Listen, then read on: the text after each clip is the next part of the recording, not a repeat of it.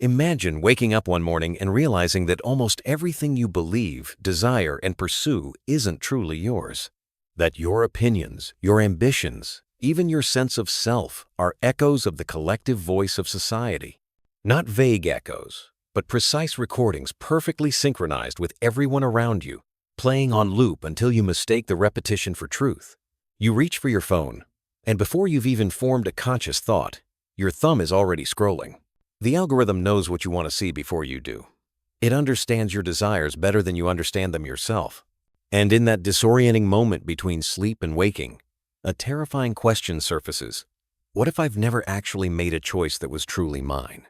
In this video, we'll dive deep into one of the most unsettling ideas of all, that modern life, in its obsession with conformity, comfort, and mass approval, is quietly destroying our individuality while rewarding mediocrity and collective stupidity. And by the end, we'll uncover the most powerful truth of all, one that Kierkegaard himself hinted at about how to reclaim your inner freedom in a world that punishes independent thought. Before we go further, take a moment to subscribe to the channel, leave a like, and share this video with someone who's also questioning the world around them, because what you'll discover today might completely change how you see yourself, society, and the invisible mechanisms that keep you subdued. Think about it. Really think about it. How much of what you do each day comes from your genuine individuality, and how much is simply a reflection of what the modern world has told you to be? That career you're building, did you choose it, or did society's definition of success choose it for you? Those opinions you defend so passionately online, are they yours, or are they positions you adopted because your tribe expects you to hold them? That identity you've carefully curated across social media platforms, is it you? Or is it a costume designed for approval, algorithmically optimized for likes and validation? Here's the paradox that should shake you to your core. We are more connected than any generation in human history, yet we feel profoundly disconnected from ourselves. We have more freedom of choice than ever before, yet somehow, we all choose the same things. We celebrate individualism with religious fervor, yet our individuality has become mass-produced, packaged, and sold back to us as a product. You can be yourself, but only within the carefully constructed boundaries of what's acceptable, marketable, and trending. The modern world performs a magic trick so sophisticated that you never see the mechanism. It tells you to express yourself while simultaneously programming what that self should express. It encourages you to think differently while punishing anyone who thinks too differently. It promises freedom while building invisible walls around your consciousness. And the most brilliant part of this illusion? You defend it. You participate in it willingly. You scroll yourself into conformity and call it connection. Consider this unsettling possibility. Right now, as you read these words, how many of your beliefs are actually yours? How many of your dreams were planted there by advertisements, by social conditioning, by the relentless pressure to fit a narrative that was written before you were born?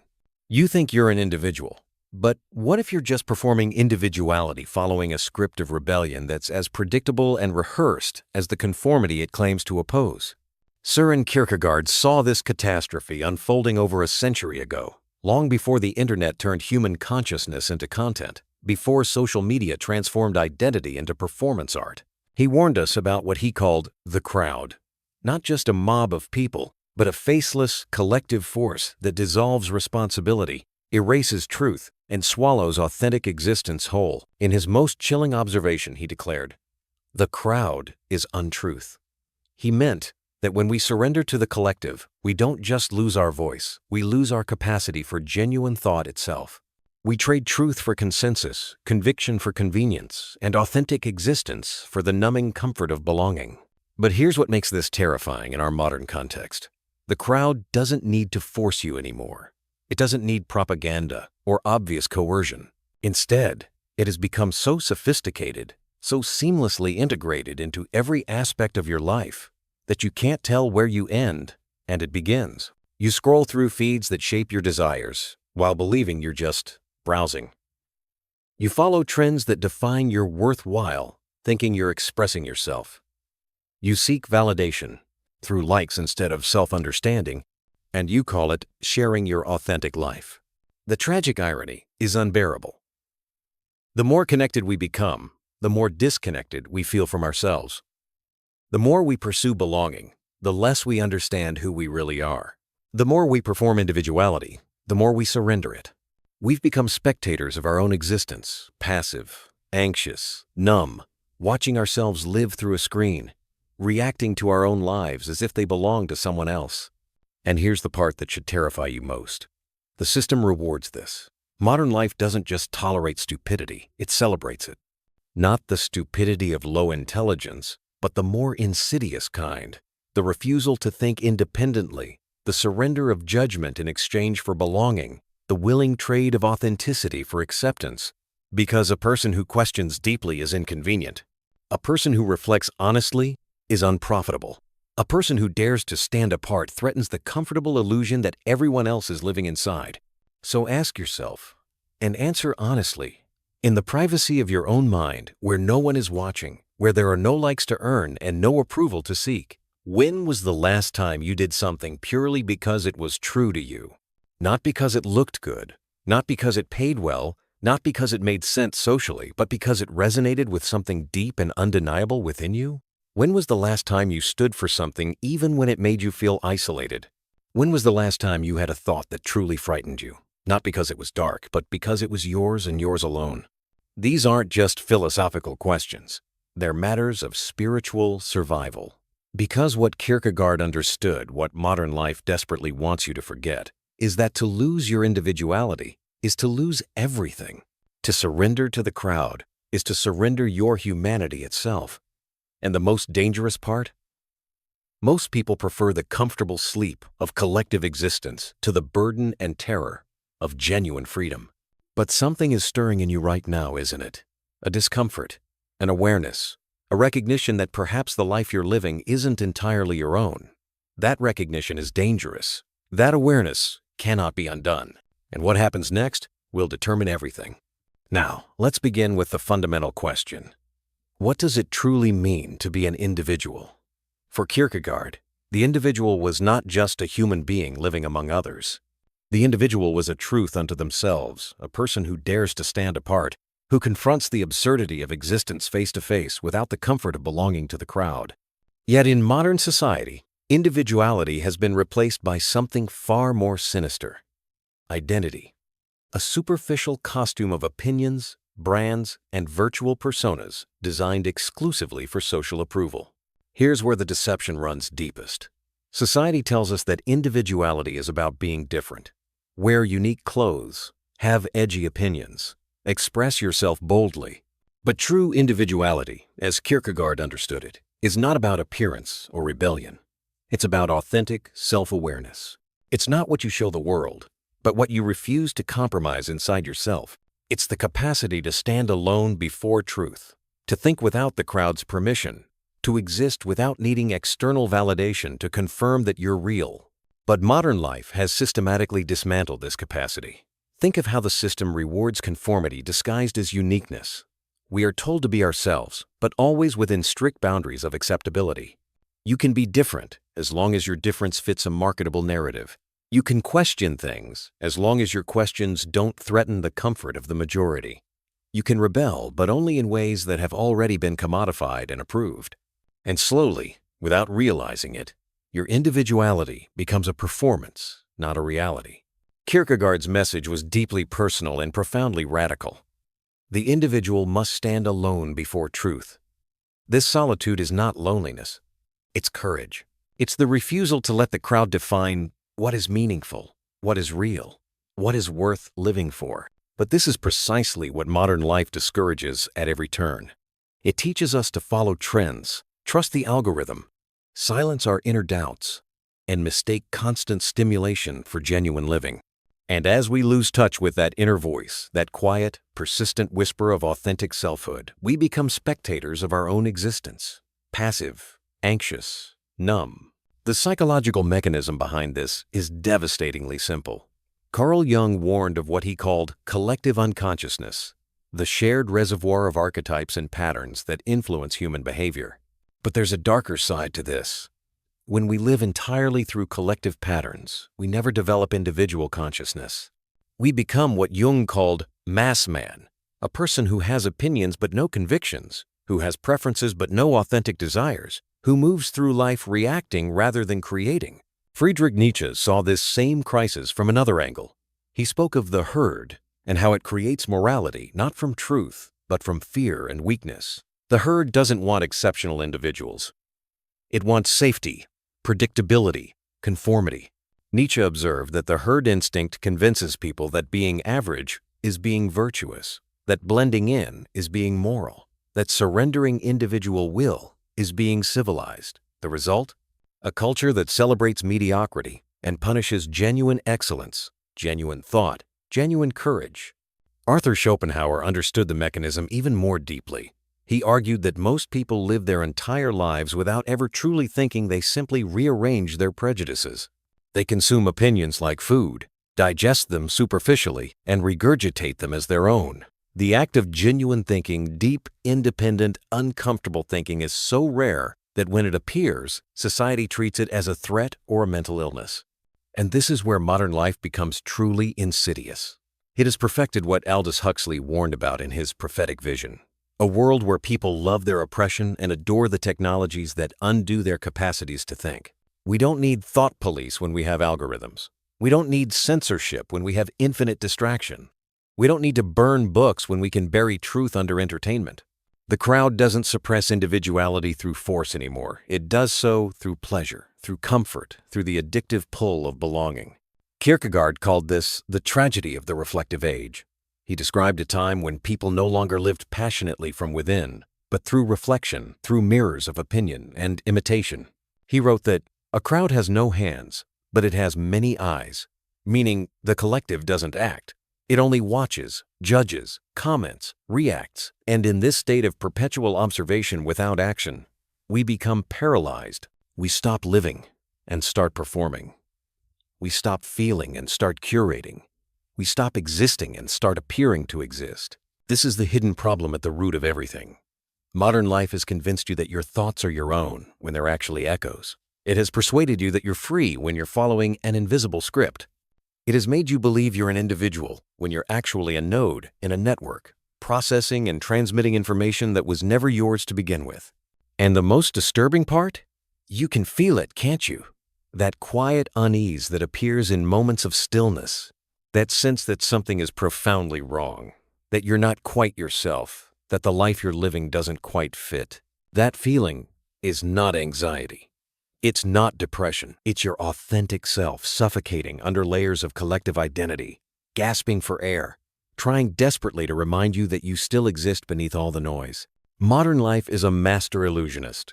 It sells us the fantasy of freedom while subtly shaping every part of our thinking. It gives us infinite choice, but only within a predefined system. It tells us to be independent, yet punishes those who stray too far from the collective narrative. And in this paradox, stupidity becomes a virtue. The less you question, the more you fit in.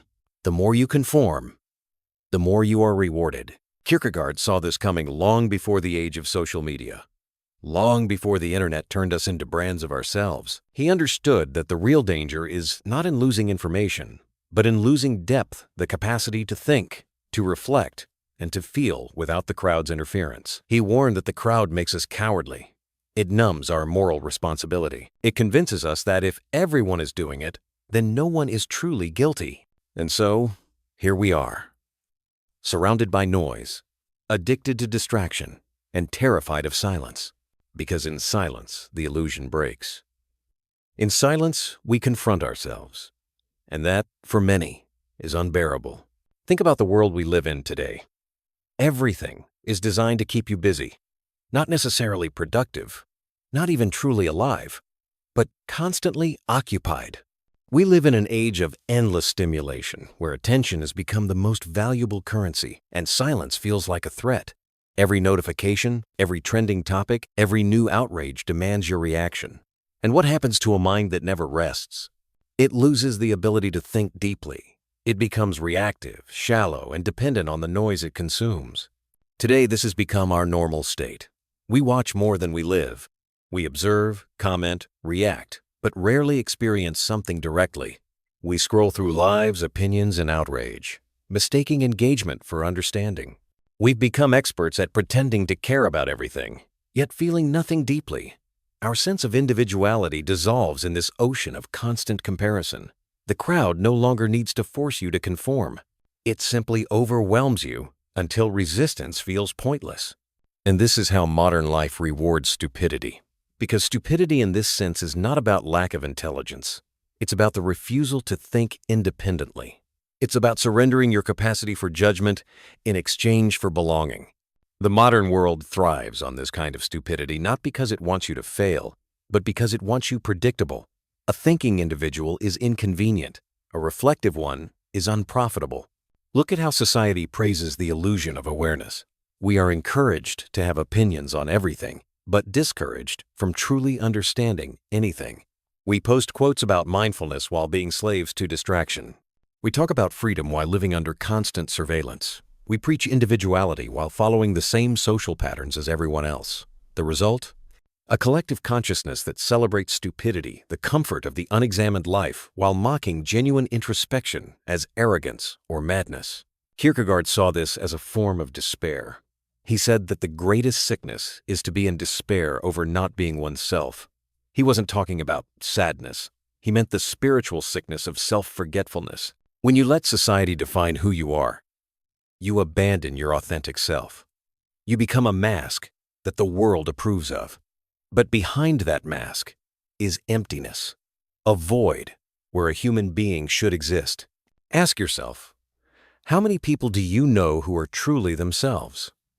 How many speak their mind without fear, live by conviction rather than convenience, and dare to walk alone if necessary? Most of us have learned to silence the inner voice that questions, doubts, or challenges. We've replaced genuine thought with socially acceptable scripts, and the system rewards that silence. Think about it. The more you follow the algorithm, the more it feeds you what you like. The less you question, the more comfortable life feels. You don't have to think the system thinks for you. You don't have to choose, it curates your world. You don't have to reflect. The crowd validates your emotions instantly. This is not freedom, it's sedation. Modern stupidity is intelligent, organized, and polite. It doesn't shout at trends. It doesn't burn books. It buries truth under entertainment. It doesn't suppress individuality through force, but through pleasure. As Aldous Huxley warned, people will come to love their oppression and adore the technologies that undo their capacities to think. Kierkegaard's despair meets Huxley's dystopia, and together they describe our world perfectly. But here's the paradox that should shake you awake. Deep inside, we all feel something missing, that quiet unease that appears in moments of stillness when you're alone, disconnected, and suddenly aware that much of what you do isn't truly yours. That's the call of individuality. That's your authentic self trying to break through the noise. And most people run from it. They turn the music back on, open another app, scroll a little more. Anything to avoid the confrontation with their true self. Kierkegaard called this avoidance the aesthetic life, a life lived for pleasure, novelty, and distraction. He contrasted it with the ethical life, where one begins to take responsibility for their choices and seek authentic meaning. The aesthetic life keeps you entertained, but empty. The ethical life, though more demanding, is the beginning of real freedom. The unseen consequence of all this is devastating. You become a stranger to yourself. You live an entire life without ever meeting the person you were supposed to be. You achieve everything society told you to desire, yet feel a hollowness you can't explain. You succeed by every external measure, yet fail at the only thing that truly matters, becoming yourself. This is the silent tragedy of modern existence. Not that we suffer loudly, but that we suffer invisibly. Not that we're oppressed by force, but that we're sedated by comfort. Not that we're forbidden from being individuals, but that we've forgotten how. The consequences are everywhere. The epidemic of anxiety, the rise of meaninglessness, the pervasive sense that despite all our connection, we're profoundly alone. And the most terrifying part? Most people will live their entire lives in this state, never realizing what they've lost, never awakening to what they could have been. To reclaim your individuality in a world that thrives on conformity, you must first confront the uncomfortable truth that most of what feels like yourself has been manufactured for you. The modern world is a grand theater, and most people are simply playing roles that were written long before they were born. Kierkegaard called this living in inauthentic despair, a quiet, unspoken suffering that comes from living a life that is not truly yours while pretending everything is fine. The first step toward awakening is awareness, not the shallow awareness that comes from slogans or self-help cliches, but the radical kind that forces you to see the lies you've internalized. Awareness means questioning everything, especially the things that make you comfortable. It means asking, what if my success, my happiness, my beliefs are all reflections of what others expect from me? Modern life is designed to suppress that kind of questioning. It keeps you busy, distracted, and anxious. You are surrounded by entertainment that numbs your reflection, by information that floods your mind but never nourishes your soul. You are told to be positive rather than to be honest, to go with the flow rather than to resist the current. In this environment, the act of thinking becomes an act of rebellion. Kierkegaard believed that to truly exist, one must first experience despair, not as something to escape, but as something to transform. Despair, in his philosophy, is the moment you realize you've been living a lie. It is the breakdown that precedes awakening. He wrote that despair is the sickness unto death, but also the beginning of life, because only when the false self collapses can the real self emerge. Imagine a person who has spent their whole life chasing validation from parents, peers, or society. They achieve everything they were told to desire, yet feel an emptiness they can't explain. That emptiness is the whisper of truth, the realization that they've lived someone else's story. The pain of that realization is immense, but it's also sacred. It's the moment the individual begins to wake up. This awakening is not glamorous. It's not about instant enlightenment or spiritual slogans. It's messy, lonely, and disorienting. You begin to see through the illusions that once defined your world, the social games, the false ambitions, the collective stupidity disguised as wisdom. You realize that most people are not free. They're merely busy, and that realization distances you from them. You will feel misunderstood. You will be tempted to go back to sleep. Kierkegaard warned that the individual who awakens often feels crucified by the crowd, because the awakened person threatens the comfort of the conformists. The crowd doesn't want truth. It wants validation. It will try to pull you back with fear, ridicule, and moral guilt. But this resistance is proof that you're growing beyond its control. Here's the paradox. Individuality begins with separation, but it leads to deeper connection. Once you stop trying to belong everywhere, you begin to belong somewhere real. Once you stop seeking validation, you begin to see the world more clearly. And compassion grows naturally, not as an ideology, but as an insight born of self-knowledge. Kierkegaard called this the movement from despair to faith. Not religious faith necessarily, but faith in existence, in one's own responsibility to live truthfully. Faith in Kierkegaard's sense is the courage to live without guarantees. It's choosing meaning even when the world offers none. It's saying yes to life on your own terms, even when it isolates you. That is individuality at its purest form, not arrogance, not ego, but authenticity born of confrontation with nothingness. And this is precisely what modern life tries to prevent. Because once you find this kind of freedom, you are no longer controllable.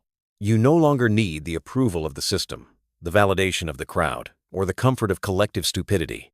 You become what Kierkegaard called the single individual, a person who stands before the infinite with courage and humility. Ask yourself, what would your life look like if you stopped trying to please everyone? If you stopped chasing trends, stopped performing, stopped apologizing for being different?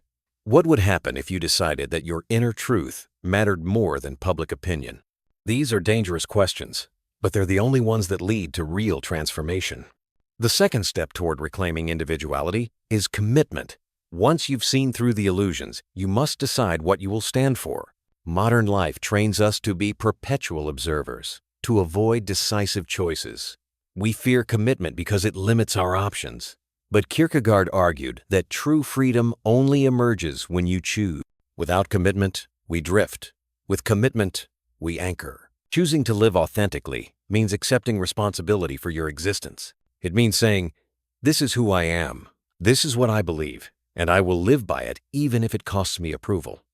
This kind of courage terrifies the crowd because the individual who has discovered their own meaning is ungovernable. They cannot be manipulated through fear, envy, or shame. But here's the challenge.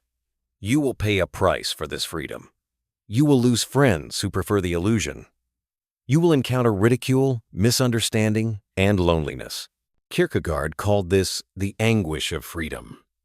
Yet, paradoxically, it's in this anguish that joy begins to bloom. Because joy, unlike pleasure, cannot be mass-produced.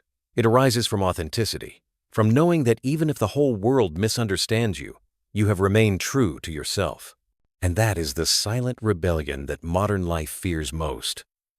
Not loud protests or slogans, but quiet, unwavering authenticity. The individual who refuses to be absorbed by the collective stupidity is the true revolutionary. To live as a truly free individual in an unfree world is one of the hardest, most courageous acts a human being can undertake. Kierkegaard knew that society would always pressure the individual to conform, to blend in, to obey, to surrender their will to the comfort of the majority. Yet, he also believed that genuine meaning could only be found in the act of standing alone before truth. But what does that mean today in our hyper-connected, algorithmic age? It means reclaiming the one thing the system cannot commodify: your inner life. Modern life offers endless substitutes for meaning, entertainment, status, productivity, noise. It promises fulfillment but delivers distraction. The only real rebellion left is to think, to feel deeply, and to live consciously. Kierkegaard taught that the highest task of every human being is to become a self, not a social mask, not a digital identity, not a collection of achievements, but a self that exists in truth. This kind of existence doesn't begin when you gain something. It begins when you strip away everything false. It's the moment you stop asking, "What should I do to be liked?" and start asking, "What must I do to be real?" The modern system fears such people because they cannot be predicted. They don't buy meaning, they create it. They don't seek validation, they offer authenticity. They don't follow the crowd, they walk their own path quietly, with conviction. And it's this quiet strength that transforms everything around them. Let's pause for a moment. Think about how rare this is today. Most people live in what psychologist Erich Fromm later called the escape from freedom. Freedom terrifies them because it demands responsibility. It requires the courage to say, "I will not let the world define me." It means being fully awake in a culture that rewards sleepwalkers. And that's why Kierkegaard's message is so revolutionary even now. To be an individual is not a privilege, it's a moral duty. Modern stupidity, as we've seen, is not about ignorance. It's about the refusal to engage with life authentically. It's the comfort of cliches, the addiction to certainty, the fear of thinking differently. It thrives on imitation and punishes depth. The individual who refuses to participate in this theater becomes dangerous, not because they threaten the system through violence, but because they reveal that the emperor has no clothes. The moment you begin to live consciously, you start to see through the illusions, the endless chase for approval, the fake urgency of trends, the performative morality that hides cowardice beneath virtue signaling. You begin to understand that true intelligence is not about knowing everything, but about seeing clearly, seeing the world as it is, and still choosing to act with integrity. And that choice, to see clearly and still live truthfully, is the essence of Kierkegaard's concept of faith. Faith for him was not blind belief in dogma. It was the courage to trust existence even in the face of uncertainty. It was the leap beyond logic, beyond the crowd, into the vast and terrifying freedom of being fully alive. Psychologist Viktor Frankl later echoed this in his own way. After surviving the horrors of concentration camps, he wrote that everything can be taken from a man but one thing, the last of the human freedoms to choose one's attitude in any given set of circumstances. This freedom is not given by society. It is discovered within. It's the same truth Kierkegaard spoke of, that meaning is not found in the world but created through your relationship with it. So what does it mean practically to live this way today? It means reclaiming time for reflection. It means disconnecting from the noise long enough to hear your own thoughts again. It means being willing to be misunderstood. It means valuing truth over comfort, depth over popularity, and sincerity over acceptance. It means cultivating solitude not as isolation, but as nourishment. In silence, you rediscover yourself. In reflection, you recognize what truly matters. Kierkegaard wrote that the most painful state of being is remembering the future, particularly the one you'll never have. He was warning us not to waste our lives on what others expect. Every moment you live in imitation is a moment of your real life lost. Kierkegaard wrote that the most painful state of being is remembering the future, particularly the one you'll never have. He was warning us not to waste our lives on what others expect. Every moment you live in imitation is a moment of your real life lost. Here's the ultimate revelation, the truth that changes everything. You are not broken for feeling disconnected from the world. You are waking up. That discomfort you feel when scrolling through your phone, that emptiness after achieving what you were told would fulfill you, that restlessness that appears in quiet moments, these are not signs of failure. They are invitations. Your authentic self is calling you home. The philosopher Jean-Paul Sartre understood this from another angle. He said we are condemned to be free, meaning that whether we acknowledge it or not, we are responsible for our choices, our meaning, our existence. You cannot escape this responsibility by hiding in the crowd. The crowd is an illusion of escape, but the responsibility remains. You are always choosing, even when you choose not to choose. Even when you let others decide for you, you are choosing. This is both terrifying and liberating. Terrifying because it means you can no longer blame the world, the system, or other people for your life. Liberating because it means you have always had the power to change. Right now, in this moment, you can decide to live differently. Not tomorrow, not when conditions are perfect, now. Think about what Kierkegaard really meant when he spoke of the single individual. He wasn't advocating for isolation or misanthropy. He was pointing to something deeper. The person who has found their center, who knows who they are beneath all the layers of social conditioning, who can stand in the storm of collective opinion without being swept away. This person doesn't reject society, they simply refuse to let society define them. They engage with the world, but are not consumed by it. They love others, but do not need others to validate their existence. This is true power, not the power to control others, but the power to be yourself regardless of circumstances. Not the power to change the world, but the power to remain unchanged by the world's chaos. Not the power to be loved by everyone, but the power to love yourself enough that you don't need everyone's approval. And here's what happens when you embrace this power. You stop living defensively. You stop protecting an image, because there's no longer an image to protect, only truth. You stop fearing judgment because you've already judged yourself honestly and accepted what you found. You stop performing because you've realized that the only audience that matters is the one within you, that quiet observer who knows when you're being real and when you're pretending. But the most profound transformation is this.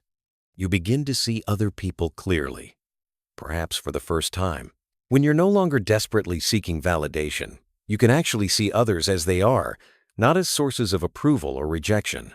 You develop genuine empathy, not the performative kind that social media rewards, but the deep understanding that comes from recognizing the same struggle in others that you've faced yourself. So let this be the final revelation, the most important truth of all. Modern life may try to destroy individuality, but it can only succeed if you consent. No system, no crowd, no ideology can erase the self that dares to think, to feel, and to choose with awareness. The power of individuality lies not in separating from humanity, but in becoming fully human, in refusing to be reduced to a number, a trend, a label. The world rewards stupidity because stupidity is safe. But life itself rewards authenticity, the courage to think freely, live truthfully, and love deeply despite the chaos. Kierkegaard's message, delivered over a century ago, is more urgent now than ever.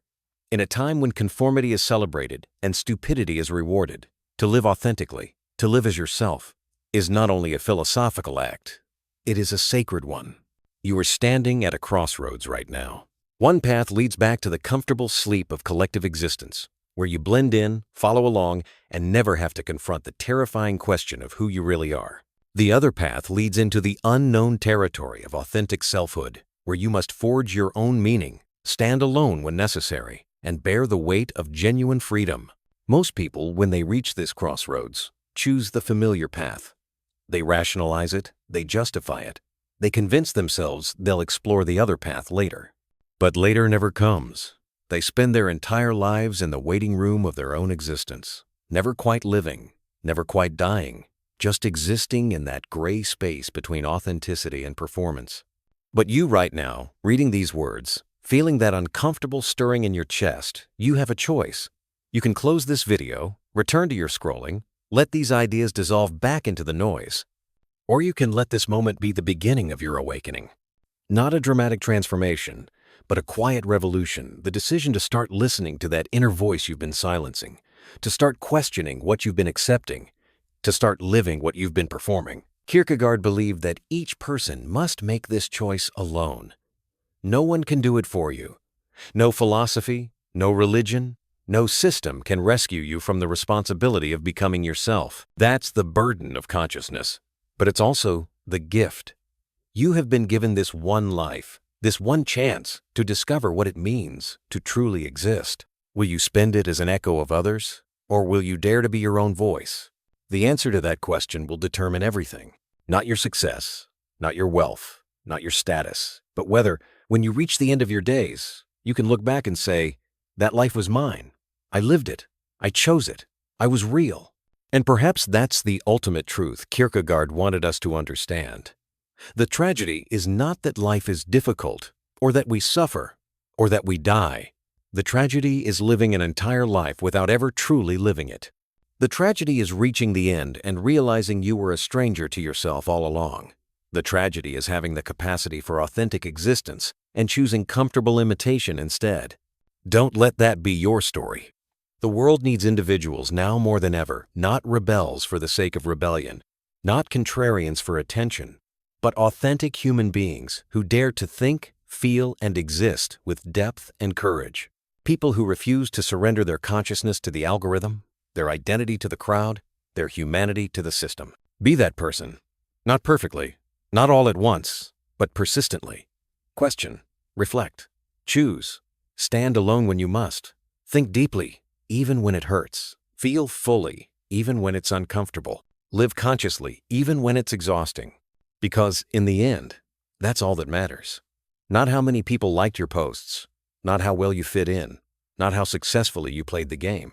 What matters is whether you were yourself, whether you had the courage to exist authentically in a world that rewards imitation, whether you dared to be the single individual that Kierkegaard spoke of standing before the infinite with honesty, humility, and unwavering truth. That is the revolution. That is the rebellion. That is the only victory that truly counts.